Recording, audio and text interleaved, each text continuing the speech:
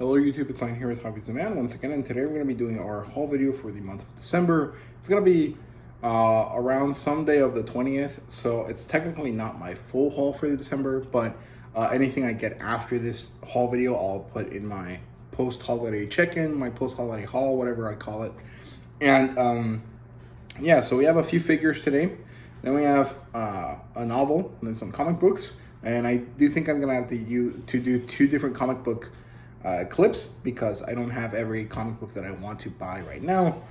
So either I'll record it as two clips or I'll record it as one clip and insert it later. So yeah, and then we have a little bit of manga here.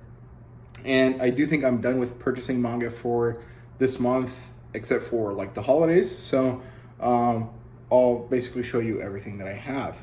There's a few other things that I might end up getting. Like I might buy that Humble Bundle that has like, 20 books or whatever, because that one still has quite a bit to go before it gets canceled, and it's only 18 bucks, so it's really, really good. I definitely recommend you guys check that out if you're interested in stuff like Blue Lock and These Cuckoos Are in Love or something like that. I don't remember what it's called, Your Boy Kongming and stuff like that. So yeah, I also have a bunch of Mexican manga, but I don't know if I'll be able to get them because I'm not traveling to Mexico this year. So it would have to be some family member brings them to me, or some family member that is hanging out near the border sends them to me. I don't know how it'll work, so I might not be able to get them, but I do have like 20 other books from Mexico that I was hoping to get. But if I get them, I get them. If I don't, I don't. It's not that big a deal. It'll just be another 6 months before I get my hands on them. But yeah, so let's get started. Let's start with the figures. I have 3 of them. 2 of them technically are from last month, and one of them was a gift from one of my buddies. So first of all, we have 2 Dr. Stone prize figures. I think they're called Ichiman prize figures. They're from Bandai. The first one is Suika, as you guys can see right there. I really like this one. It actually has even customizable options, so you can change your face. You can put her helmet on her face, or you can do all of this stuff. So it's really cute. I actually really like it. I think it's really nice. I just kind of have it in a placeholder spot on my shelf right now, but I eventually do want to get myself 2 little small shelves that I can hang on the wall that I can put my figures on. So yeah, this one is a pretty good figure. I liked it a lot. I really enjoyed it. There was a small issue with the figure I got. The hand on it is actually tilted really high up, so instead of going straight out, it kind of goes into their face. But I managed to basically heat it up a little bit and bend it down so that it's a little bit more in the proper shape that it's supposed to be in. But I think the issue was it was wrapped too tightly, and so that affected it. But it's not that big of a deal. The second one that I got was Kohaku, which is really nice. I really want to get a Tsukasa and the Senku figure to go along with that. This one's really good as well. I really like it. It's very dynamic and very cool. But the box for this got really crumpled up, and so I was afraid that it was going to get damaged, but thankfully it wasn't damaged at all. So yeah, if I remember to, I'll show you guys a picture of these 2 figures on my shelf. And the last figure that I have here today is actually a gift from my buddy, Josh, over at Josh's Comic Show, I think is his name. It's either Josh's Comic Bin, Comic Show, or there's something else that he had. There was a different name that he had before, but he sent me this for Christmas. He sent me this gun cannon model kit, which is really cool. This is a HG kit, and it's a pretty classic kit. I don't have one of these yet. I have never built one, so that's really exciting. I'm very happy about this purchase, or about this gift that my buddy gave me. I really appreciate the gift in general, but this one is a very satisfying gift beyond the fact that I appreciate it, right? So yeah, there you go. It's cool. I haven't been able to buy any Gundams in a while, so I'm very happy with this. And that's it for the figures. I was hoping to get some Legos, but I didn't get around to it. I actually ended up spending most of my spending money on getting people gifts instead of buying stuff for myself. So yeah, that's just kind of how it goes with the holidays, right? So yeah, moving on to the novel. I only have one, which is this thing called Sword of Sorrow, Blade of Joy. It's a single volume, or it's a single novel. And I got it because it was free. I did technically have to purchase it, but it was like $0. It's like one of those things where like on Amazon, they're like read for free or buy for free. And if you buy it for free, it becomes yours completely instead of just being read through like a subscription service. I don't remember why I bought this. I think I saw someone on Twitter mention, I think it was David S. I follow him. He does a bunch of stuff for like a book review blog, and I quite like his stuff. So I think he was showing it off, and I picked it up, and it seems pretty interesting. I'm not really sure what it's about, but you know, it was free, so might as well get it. Now, moving on to the comic books. So I have a few different comic books here. I did not get any digital comic books this month, although I might end up doing so later, but I haven't really figured it out or seen any that I really am interested in. But we have Red Sonja Unbreakable number 2. We have Dead Lucky number 4. Then we have Rogue Sun number 8, I think.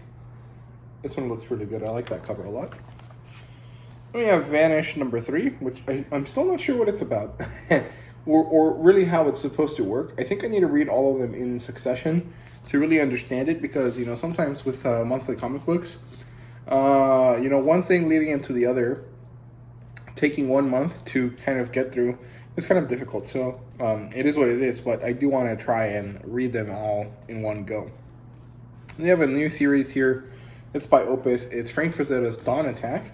This one seems to be some sort of space fantasy kind of series. It looks really cool, and the artwork here is pretty interesting. It's by Diego Yapur, I think. So it looks really cool. There you go. Then we have Spawn Batman, or Batman Spawn, number 1. And this is actually the only one. There really isn't anything else after this one. So I don't know why they called it number 1, but you know, whatever, it is what it is. Maybe there will be another one in like 6 months. Greg Capullo does the artwork here, so it looks real good. There you go. And the least we can do number 4, I think. Let's see. Yeah, issue number 4. Looks real good, and we're very excited about this one. And then I think this is the last one here. Lord of the Jungle number 2, with this really cool cover of Tarzan on there. So yeah, that looks real nice. Okay, and now moving on to the manga. So I do have some digital manga, so I'll mention that here first. I got Nagatoro 7, 8, and 9, Boarding School Juliet 1 and 2, and Quintessential Quintuplets 1 and 2. Now I got these. Nagatoro 7, 8, and 9 is because I definitely decided to purchase Nagatoro digital only. Boarding School Juliet, the first volume was free and the second one was $1, so I picked it up just because. And Quintessential Quintuplets, I'm getting rid of my physical copy. The first volume was free and the second volume was only $1. So I decided to pick all of it up. It was $13 for all, 7 books that I got. Which is really good, actually. It's like $1 or something per book. Almost $2, I guess, because it's 7 times 2 is 14. But yeah, I wasn't really going to continue to collect Quintessential Quintuplets, but there was a sale, gave me the first 2 volumes. That's like a 1/6 of the series. If I wanted to continue getting the series later on, I'll probably just continue digitally through Bookwalker. Nagatoro, you know, there was a point where it was like I was going to try to collect it physically, but then I ended up buying like 6 volumes of it digitally for like $1 each. So I was like, well, there's no point in buying it physically anymore, so I'll just continue to collect it digitally. I'm excited about that one. I don't know too much about Boarding School Juliet, but I saw someone mention to me that this author was making a new manga that was really good looking, like it looked really beautiful. So I decided to pick this up and see if I liked it or not. And yeah, this was on Bookwalker. I think the sale is through Kodansha. It's a Kodansha sale on Bookwalker, and it should last to the 19th. So if I post this before then, you will probably be able to still buy stuff from it. If not, I'm sorry, you just missed the window for it, right? So yeah, now let's move on to all of the physical manga that I bought this month. It's all out of order, but I'll try to make sure it's kind of sensical here. So let's start with the most interesting piece I bought this month, I think. It's Yakuza Fiance, Volume 1. This is the Kinokuniya edition. So it comes with this nice shikishi board. I already did a review for this, so if you guys are interested, go watch it. Basically, it's about these two characters. They're both in high school, and they're both grandchildren to Yakuza leaders. And they're told, hey, you guys should, date each other and see if you like each other. And if you do, marry each other so that we can have a peace alliance, a peace treaty between our two Yakuzas, join the East and the West, and create a larger conglomerate. It's kind of interesting. It kind of works. The problem is that the main male character is kind of a masochist. His name's Kirishima. And he's looking for a wife or a woman or a girlfriend, whatever you want to call it, to ruin his life. And, well, Yoshino, the girl, isn't really interested in that initially. Actually, I think she's not interested at all throughout the whole manga. But there's a moment in time where she gets really pissed off and she allows herself to express herself truly instead of being the nice girl that she thinks she should be. And during this moment, Kirishima finally gets attracted to her, whereas before he was just trying to gauge her interest and then decided she wasn't worth his time, so he told her some shitty stuff to get her to go away. She didn't, she got angry, and then suddenly Kirishima is really into her. What happens is that she's kind of angry about this and she thinks he's weird. And it ends up pretty, like, in a pretty interesting way, so I definitely want to keep reading it. But, for people that mention this being, like, really awesome, I don't think that's the case. I don't think I love anything about this story just yet, except for Yoshino's dad. He's a really funny character. But I do find myself interested in continuing it, so I definitely will. The second book comes out sometime in January or February, so I'm excited about that. It's $15, 150 something pages. So each page costs about $10 or 10 cents, I guess, which is an all right price, I guess. I don't really ever think about it that way. I just noticed it this time, so I mentioned it. But yeah, there you go. The art style is pretty fun, in my opinion. It's kind of cool. It's kind of interesting. It's kind of odd, but it is pretty enjoyable. So yeah, I'll definitely continue reading this, and if I like it, I like it, and if I don't, well, I'll just drop it, right? So yeah, moving on to something else. Here's a manhwa. This is Tomb Raider King. This one's pretty good. It's much better than The World After the Fall, and it's almost on par with Solo Leveling. I think it's a little bit less enjoyable than Solo Leveling because Solo Leveling is a little bit more simple, and you can kind of identify with the desires of Jinwoo-sun a little bit more than you can with this guy. I don't remember his name. Yu Hyung-soo, I think is his name. Because this guy is more out for revenge, more than he is out for, the power to save his family like Jinwoo-sun. Of course, Jinwoo definitely ends up becoming like a crazy, revenge-filled kind of guy.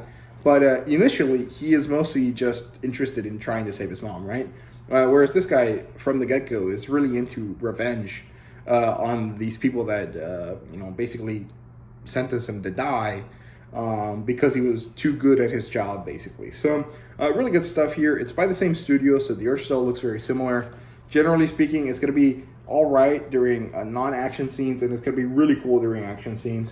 And generally, I think there's less action scenes here than in Solo Leveling, but there's a little bit more interesting world building here than in Solo Leveling. But in my opinion, Solo Leveling is still the best out of all of these, game-lit, OP main character kind of storylines that are coming out of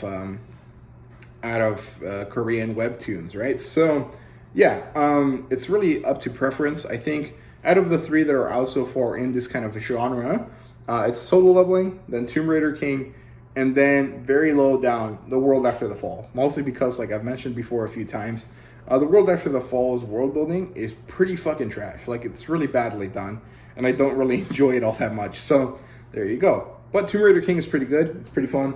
Definitely recommend it if you guys are interested in something like Solo Leveling that's a little bit different, that kind of gives you a slightly different feel when you're reading it. And then moving on to something a little bit more wholesome, we have Beauty and the Beast number 5. Very good stuff. I really enjoy this one. This one really pushes through to getting into the more romantic aspect of the story through a bunch of cute little inconveniences and cute little, like, misunderstandings and situations. It doesn't really go full in or anything like that, but it does ramp up a little bit from, you know, the previous volumes and trying to get you more interested in like the fact that, hey, they might be into each other. And it works really well. I really enjoy it. I always love that the first page is always in color. I think more manga should do that, because even in this haul, there's a lot of manga that I think definitely should have had color pages that didn't. This one follows Yamato after he loses his competition, and Shuko as she kind of deals with her burgeoning interest in Yamato, and kind of realizing that she's kind of interested in him, and also realizing that partially she's interested in him because he's basically like her husband. So really good stuff. I really enjoy it. I think it's cool. And yeah, there you go. Beauty and the Feast #5. It's a wonderful story. If you guys like wholesome food manga, you'll probably like this. It has a lot of good rom-com-y elements as well, so that's really, really good. And moving on to something a little bit more exciting, you have Drifting Dragons #11. This is the latest Drifting Dragons volume, and it's wonderful. This is probably the first time that we have a very major, big story arc, or maybe not, actually. It might be the second or third time, but it's definitely the most interesting of them. I don't really want to spoil too much, but Vanabelle becomes a very important character, and she's a very interesting... she's in a very interesting position, and I like it a lot. It ends kind of like oddly, because it ends in one way, and then there's a bonus story, and I don't think it's clearly labeled that it's a bonus story.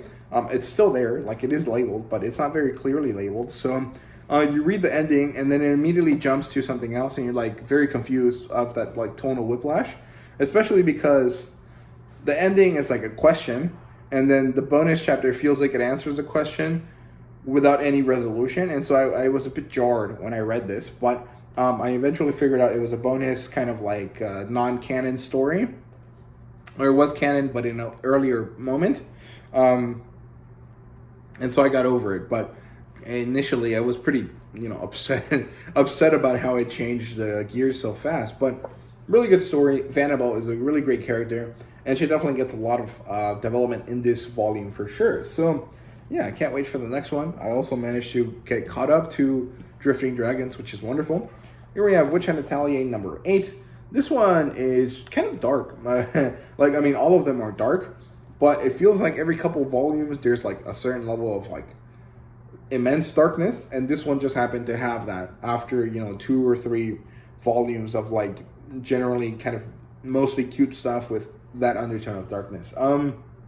This really kind of cements Coco's need to really develop her magic, and to kind of figure out what the hell to do, because Coco really struggles with this idea of like, maybe the brimmed hats are not entirely incorrect. Or maybe they're the only ones that have the power to fix my mom, but also like inherently it is wrong because the way they're going about things is bad, right? But also I think it's mostly going to be a situation where there has to be a third faction that develops, that kind of takes the 2 different factions that are opposed right now, the pointed hats and the brimmed hats, and kind of creates a new, like the lapel hats, or the short hats or whatever, like a new faction that exists that combines ideology from both in order to create a much more meaningful, helpful way of using magic. And I think that's where it's going to go. But honestly, right now, there's just a lot of problems. It ends on a really interesting cliffhanger, and I can't wait to see what happens to this story. Then we move on to another continuing volume. Here we have Eden 019. I said at the end of the last haul, when I picked up 18, that I felt like Eden 018 ended pretty poorly because it killed the character, but it didn't set up the resolution of that death properly. And I think I misspoke, because this one manages to tell you, hey, that death scene was not actually a death scene. It was more like a death flag, like it's coming. And then it actually happens in this one in a significantly more satisfying way. But I do still think it's a problem. I don't think it was a well set up death. Or maybe it was a well set up death, but because I had already been ruined to that experience, it didn't land as well as it did. The problem is that there's been examples of things that landed even if I was spoiled about them. Like, you know, the big thing that happens to Marineford War in One Piece, I knew about that for ages. And then when it happened, it still killed me, right? So I do think that Mashima didn't really handle this death so well, this character death in this volume that well. But it still worked to an extent, so I'm okay with it. I think this finally mostly finishes the Aoi Cosmos kind of situation, and we're going to be moving on here from this part of the story onto something else, which I'm pretty excited about. I think it'll be fun. But yeah, really good stuff. Overall, I do like Eden Zero a lot. I do think there was a bit of a fumble here from Mashima, but nothing too egregious. I only have 2 more volumes here left. We have Kamen Rider Kuga, one of the launch titles for Stonebot and Titan. I think most people talk about Titan when they think about this, but it's 2 different companies working together. And this is a good book. I actually liked it. There are some small complaints I have with it. First of all, quality control issues. This spine is not aligned properly. It's not that big of a deal, but if it's your launch title, you might want to make sure that it's as good as you can get it for every copy, and I think it would have been a good idea to do that, but it's not that big of a deal in the overall scheme of things. It's just kind of annoying to see that every company has it, and when a new company launches, they're not, you know, doing their best to ensure high quality products. So it kind of sucks. In terms of comparisons to other things, it's pretty good. It has a nice lightweight feel to it, but the paper is good. The paper quality is good. The paper is thin though, but it doesn't feel like it ever, like I can ever see what's on the other side of the page. So I think that's a win overall. The story is a retelling of the Tokusatsu show. It also supposedly incorporates aspects from the second season or from a different season of Kamen Rider Agito. So it's kind of a retelling / reimagining of Kamen Rider Kuga plus elements of that other one into this one. And this one is basically the beginning, the introduction to the character. It is the first episode of a series where, you know, you have an inciting incident. In this case, they revive a dude in a kind of like JoJo's-esque style, like a bunch of scientists sitting in a cave. They realize something's off, then they awaken a Pillar Man, they have the Pillar Man song, and, you know, death follows them. And then there's some situations in the city where things are dying, people are dying inexplicably, and then turns out there's a insectoid monster, and eventually Kamen Rider rises, and, you know, we get to see the first transformation, which is really awesome. It's where the story ends for this first volume, and it's very, very good. My other small, mild complaint is that there's no color pages. I think that's a big no, not necessarily because this is a particularly interesting page to have in color, but because there's many pages throughout these chapters that really need that color so that you can tell what the fuck is happening in them. Because in order to create a good ambience, like there's a lot of inking, and the inking is disgusting when you look at it in black and white. So here's a pretty full page that is not in color. It doesn't look too dirty, it doesn't look too difficult to understand. But here's one that is fully in color, and it's just horrible. It's just giant blobs of ink. I mean, they did fix this a little bit with certain scenes by having them back here, and as you can see, the difference there is astonishing. There's a huge amount of detail lost with these giant blobs of ink. So I really would have wished that they had a lot of color pages. Even if it had increased the price to like $17, I would have paid that extra money for this set of 4 color pages, plus the other 2 or 3 sets of color pages that are across this whole book, because it is pretty annoying.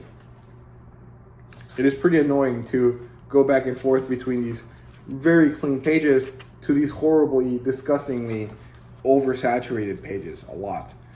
So yeah, there's a lot of moments like this where there's a lot of color pages that I really would have liked to see in color. I don't think it would have raised the price that much.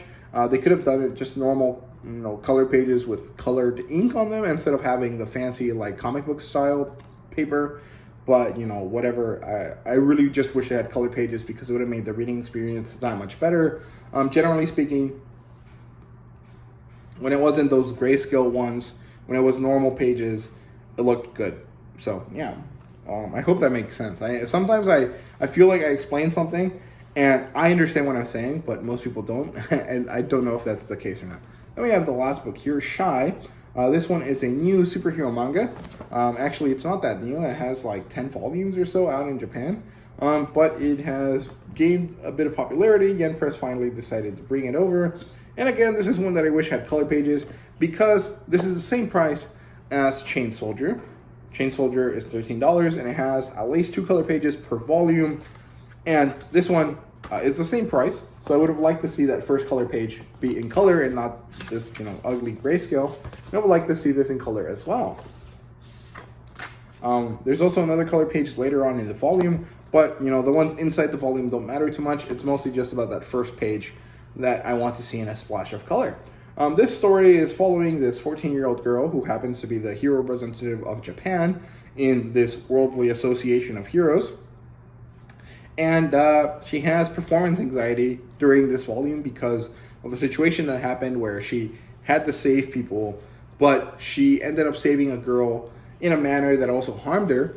And then she basically couldn't transform for a month because her heart wasn't in it, because she was feeling like she messed up. Eventually, she has a conversation with this girl and her powers return to her.